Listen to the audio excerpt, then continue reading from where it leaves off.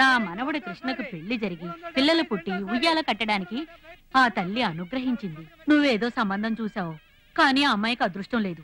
మేము వేరే అమ్మాయిని చూసాం. అవును, మేము వేరే అమ్మాయిని చూసాం. అత్తయ్య, వేరే అమ్మాయి అన్నారు. ఎవరు అమ్మాయి? అదిగో ఆ అమ్మాయే. అలాగా, మేం కూడా ఆ అమ్మాయి అనుకున్నాం.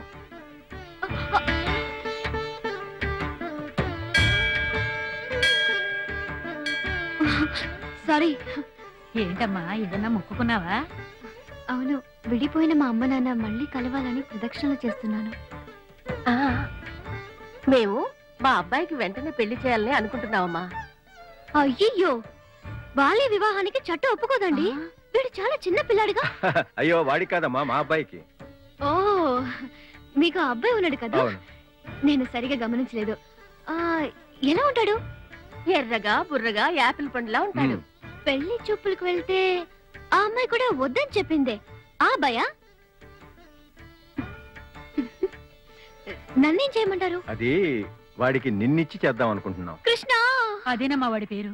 నేను దేవుణ్ణి తలుచుకున్నాను. ఏంటండి మీరు చిన్న పిల్లను నాతో ఇవన్నీ మాట్లాడుతున్నారు? పెద్దవాళ్ళతోనే మాట్లాడాలి.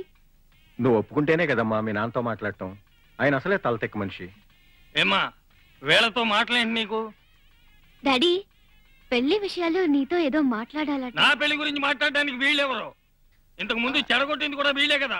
నీ పెళ్లి కాదు, నా పెళ్లి గురించి డాడీ. నీ పెళ్లి గురించి మాట్లాడడానికి వాళ్ళకేమిటి అవసరం? ఏంటండి ఇది? పాతవన్నీ ఇంకా మనసులో పెట్టుకుంటారు. నేనన్నీ మర్చిపోయాను మీ అమ్మాయి కోసం. మీ అమ్మాయి మా ఇంటి కోడలుగా రావాలి. స్టూపిడ్ ఫెలోస్, నా కూతురు పెళ్లి గురించి ఎన్నెన్ని కలలు కంటున్నానో మీకేం తెలుసు? మీ వెధవ కుటుంబంతో సంబంధమా? అబ్బా, నా కూతురు అందం ఏమిటి, తెలివేమిటి, చీకేసిన మామిడి టెంకలా దరిద్రంగా ఉంటే వీడు కొడుకునా నా అల్లుడుగా చేసుకునేది? డాడీ, పాడైపోయిన మృదంగాలకి వైలెన్స్ కి మాట్లేసేవాడా నా అల్లుడు? ఆపండి. అమ్మాయి, నీకు పేరైతో చెప్పి పెళ్లి కొడుకును కుదిర్చానమ్మా. ఫోటో కూడా తీసుకొచ్చాను, చూడు. ఏంటిది గోలా? నువ్వెవరు నా పెళ్లి గురించి మాట్లాడడానికి?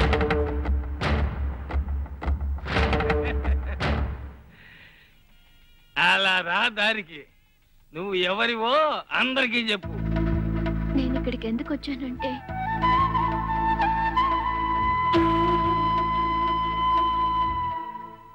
మీ అంతటా మీరే నన్ను కోడలుగా స్వీకరించాలని ఇలా చేశాను. Sorry uncle. తల్లి, నువ్వు మా ఇంటికి వచ్చావే, ఆ రోజే తెలిసింది నువ్వేదో ప్లాన్ తో వచ్చావు అని. కానీ అది అందరికీ తెలియాలి కదా. అందుకే చూడు, వీళ్ళు నిన్ను కోడలుగా అంగీకరిస్తారో లేదో గాని నిన్ను నా బిడ్డలాగా చూసుకుంటున్నాను. ఈ ఫోటో చూడు. రుద్ర, ప్రేమించుకున్నా పెద్దవాళ్ళని ఒప్పించడానికి కష్టపడుతున్నారు. వాళ్ళని కాదనకండి.